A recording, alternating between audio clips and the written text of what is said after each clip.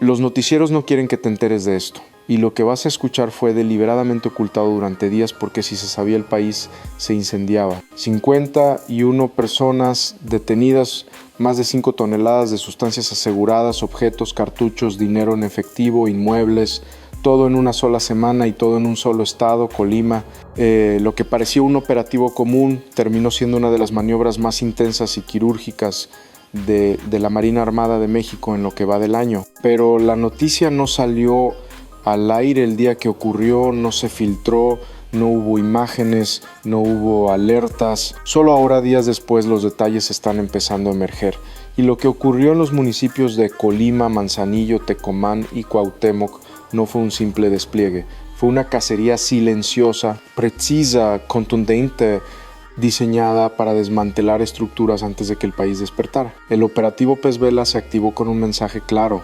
El Estado mexicano ya no va a ceder ni 1 centímetro. La orden vino desde lo más alto y aunque no hay grabaciones públicas ni ruedas de prensa emotivas, los rastros son innegables. 51 detenidos, entre ellos presuntos operadores, vigilantes, transportistas y distribuidores, 476 dosis de metanfetamina más una bolsa con más de 2 toneladas del mismo cristal, 788 kilogramos de marihuana, 2 objetos de defensa, 100 cartuchos útiles y un dato aún más alarmante, 4 casas usadas como centros de operaciones en plena zona urbana a la vista de todos. La calle olía a sudor y tensión.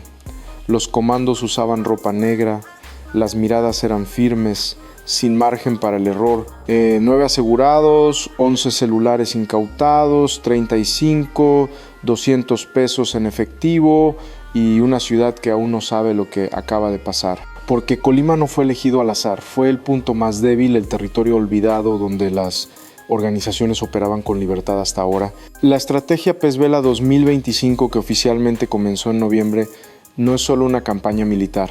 Es un intento desesperado por recuperar el control y hasta el momento 329 detenciones lo demuestran. Pero esta semana fue distinta, esta semana algo se rompió. Una intervención tan precisa, tan rápida, tan silenciosa que solo podía haber sido ordenada por alguien con experiencia quirúrgica.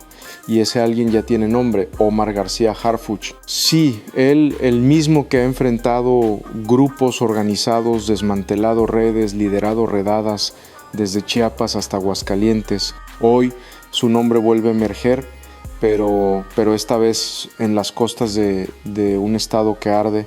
Porque lo que ocurrió en Colima no fue una redada más, fue un mensaje directo. Y lo que encontraron al interior de una de las casas aseguradas es algo que el Estado aún no se atreve a mostrar. Y eso es lo que estás a punto de descubrir. Colima amaneció como cualquier lunes. El aire salado de la costa aún se mezclaba con el olor a pan recién horneado en las tienditas del centro. Los pescadores regresaban a la orilla, los camiones escolares cruzaban avenidas sin baches y en los parques los abuelos sacaban a pasear a sus nietos. Nada parecía fuera de lugar, pero a las 7:12 de la mañana algo se rompió. Una patrulla de la Dirección de Seguridad Pública perdió contacto con su base. Luego fue otra y otra más.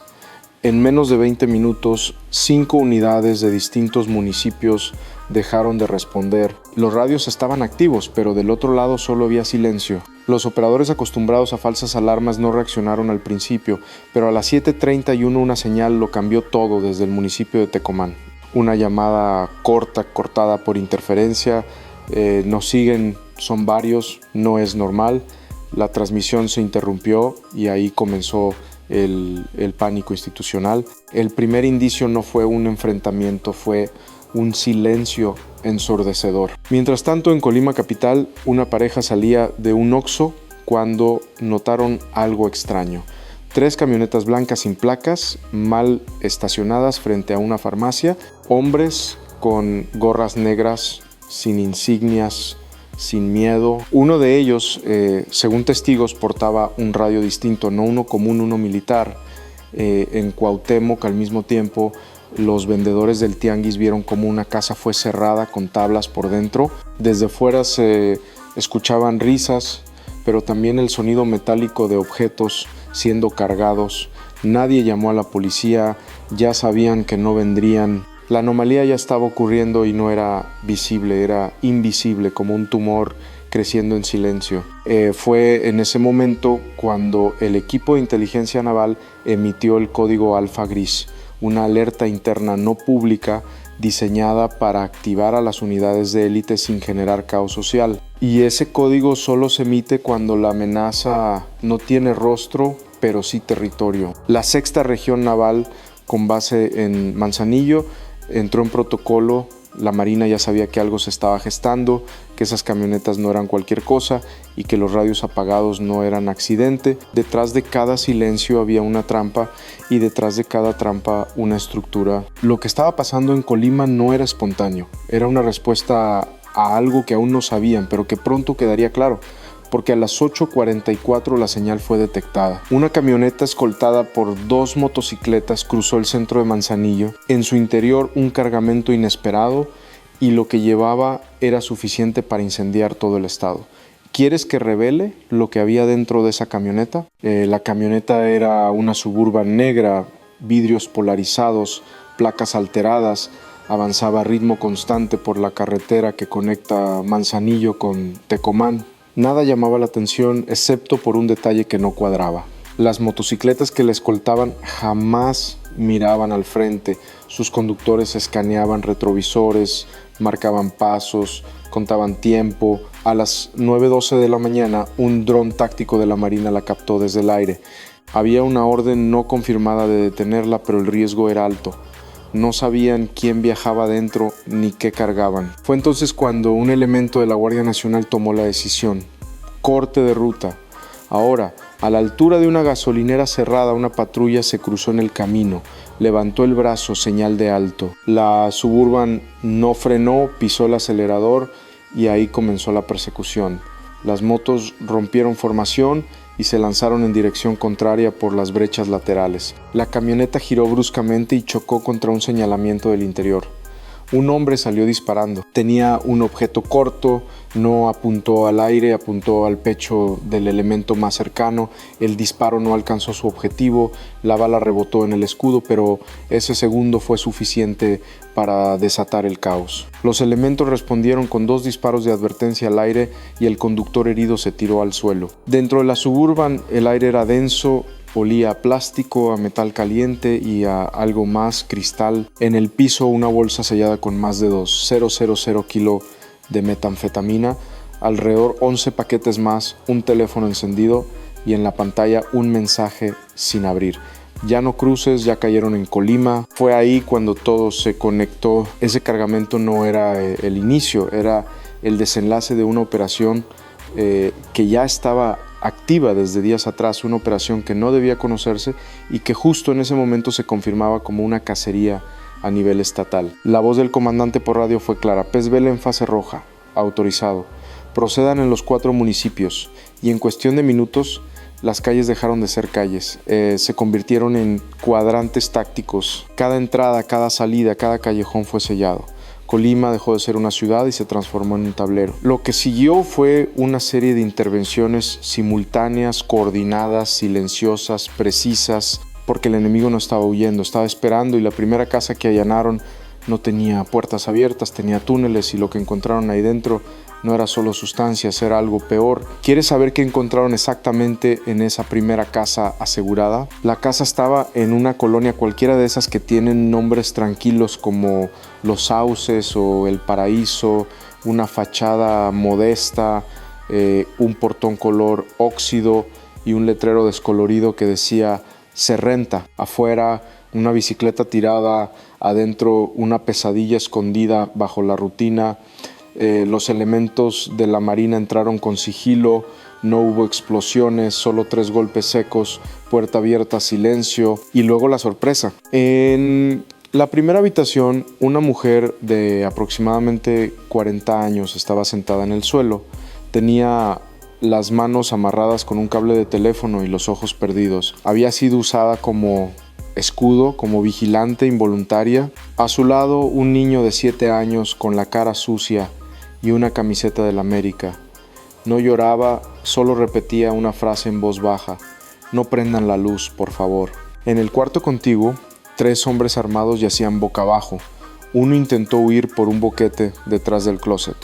Otro llevaba una libreta en el pantalón, una lista de nombres, apodos, montos. Era una casa de distribución, retención y castigo. En el baño, una rejilla de drenaje había sido manipulada debajo de una pequeña bodega. Ahí estaban los paquetes, metanfetamina, marihuana, celulares con mensajes cifrados, un objeto corto, cartuchos y una báscula industrial. Pero lo más perturbador no era el arsenal, era el detalle. En el refrigerador, junto a botellas de agua y leche vencida, había una hoja pegada con imán, horario de vigilancia rota diaria, y abajo nombres femeninos, firmas, horas exactas. Aquello no era solo un centro de distribución, era un punto de sometimiento. La mujer rescatada se llamaba Brenda N. Según su testimonio preliminar, llevaba 6 días retenida. La usaban para abrir la puerta, hacer café y mover paquetes. Le dijeron que si hablaba a su hijo pagaría el precio. Cuando los agentes la sacaron, no corrió, no gritó, solo miró al cielo y susurró: pensé que nunca saldríamos. El menor fue entregado a personal del DIF esa misma tarde. Antes de irse, tomó su bicicleta oxidada y la empujó sin decir palabra. Esas víctimas no aparecieron en los informes oficiales, no fueron mencionadas en conferencias, pero son el retrato más crudo de un conflicto silencioso, donde la línea entre responsable y rehén ya no existe. Y lo más escalofriante vino después, porque uno de los celulares incautados contenía un video, y lo que se veía en esa grabación era un evento grave dentro de una casa idéntica. ¿Quieres saber quién aparece en ese video y qué dijeron los analistas al verlo? La libreta hallada en el pantalón de uno de los detenidos no parecía gran cosa. Páginas amarillentas, letras chuecas, marcas con bolígrafo azul, pero en la parte interior, escondida entre hojas sueltas, había un dibujo, trazos simples, flechas, círculos, 4 nombres: Tzolima, Manzanillo, Cuauhtémoc, Tecomán y una palabra subrayada en rojo: enlace. El equipo de inteligencia de la Marina no tardó en identificar lo que tenía frente a sí. No era una agenda, era un plano de distribución regional, un mapa de control, y cada ciudad estaba conectada como vértice de una red. No era coincidencia que los operativos de Pez Vela fueran simultáneos en los mismos puntos. Colima no era solo una entidad golpeada por el conflicto, era una ruta, un nodo, un laboratorio logístico de las organizaciones. Desde Manzanillo llegaba el cargamento, puerto, contenedores, faenas nocturnas, metanfetamina empacada como producto agrícola, escondida entre costales marcados como abono. En Tecomán se almacenaba casas comunes, doble fondo, refrigeradores. Era el centro frío de la operación. Cuauhtémoc servía como punto de armado. La sustancia se fraccionaba, no se preparaban dosis, se etiquetaban con marcas distintas según el grupo comprador, y desde la capital Colima salía la distribución. Pequeñas células, vigilantes, falsos repartidores. Uno de los celulares tenía direcciones precargadas con frases como entrega farmacia, esquina con panadería, 2 bolsas, cliente habitual, paga en efectivo. Todo estaba calculado. Pero eso no era lo más inquietante. En uno de los videos extraídos de un teléfono, un hombre con gorra militar decía algo muy claro: si viene gente de fuera, los movemos por Cuauhtémoc, nadie voltea ahí. Esa frase activó todas las alertas porque sugería algo más. Rotación de operadores, tránsito de jefes, uso de municipios pequeños como zonas de sombra, y ahí apareció una figura inesperada, un alias descrito varias veces con distintas grafías: el Vela 25, Don Vela. Un agente federal pronunció la pregunta que heló a todos: ¿y si el operativo Pez Vela no se llama así solo por el mar, sino por él? Aún no hay una respuesta oficial, pero todo apunta a que el nombre del operativo es también un mensaje cifrado, una provocación, un guiño a alguien que está siendo buscado, alguien que quizás ya supo que van tras él. Y lo que ocurrió cuando se cruzó ese alias con otras bases de datos cambió la prioridad del caso.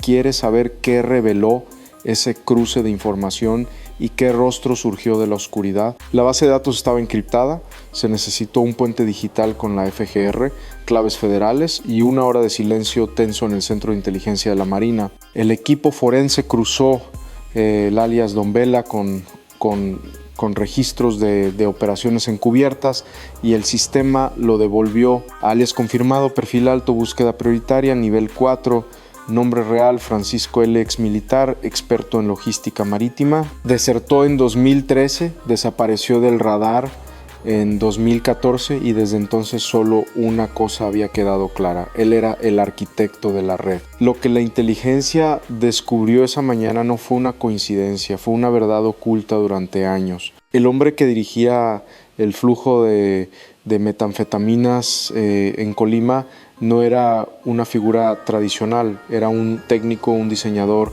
un estratega. Don Vela no era apodo de calle, era nombre clave de un sistema. Desde Manzanillo dirigía operaciones disfrazadas de importaciones.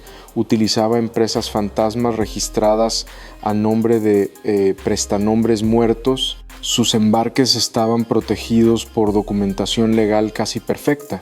Y cada vez que un operativo federal se acercaba a su red, el sistema migraba. Cambios de domicilio, mudanza de cargamento, desconexión total, silencio, pero esta vez cometieron un error. Uno de los teléfonos asegurados contenía un mensaje sin borrar. Nos vemos en el Coral, ya está listo lo del Vela.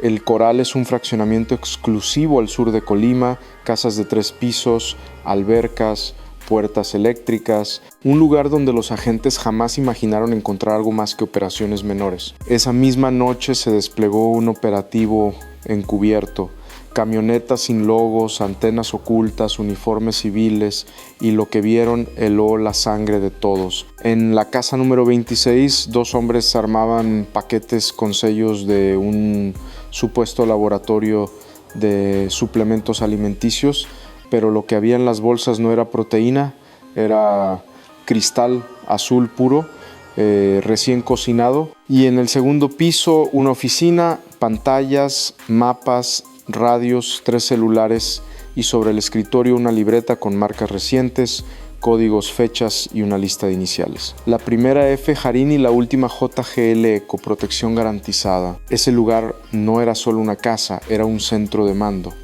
Y la frase que repitió uno de los analistas al revisar la escena lo resumió todo. No estamos ante una célula, estamos ante la matriz. Pero lo que vino después fue incluso más alarmante, porque cuando rastrearon la señal del teléfono que decía ya está listo lo del Vela, descubrieron que había salido de la propia Dirección Estatal de Seguridad Pública. ¿Quieres saber qué nombre salió vinculado a esa línea telefónica oficial? La llamada llegó a las 19:53. La pantalla del celular institucional mostraba un remitente directo: Oficina de Seguridad Nacional, Inteligencia Marina. Al otro lado de la línea, un silencio breve y luego una frase: tenemos fuga dentro de la SCP Colima. El contacto con Don Vela fue interno. Minutos después, en la Ciudad de México, Omar García Harfuch recibió el reporte completo. Era un expediente con acceso restringido, 37 páginas, 4 grabaciones y una conclusión: la estrategia Pez Vela había sido vulnerada desde adentro. Harfuch no levantó la voz, no pidió reunión, solo giró el cuerpo, miró a su equipo de confianza y dijo con tono seco: código sombra.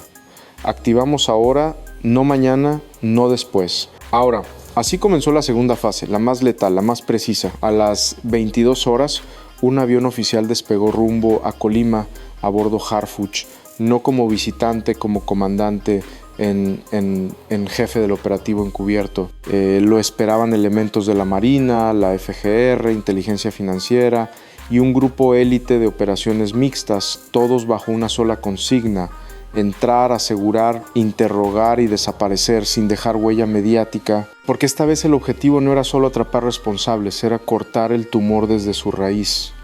Y esa raíz estaba en las propias instituciones del Estado. A las 2:47, Harfuch pisó tierra colímense.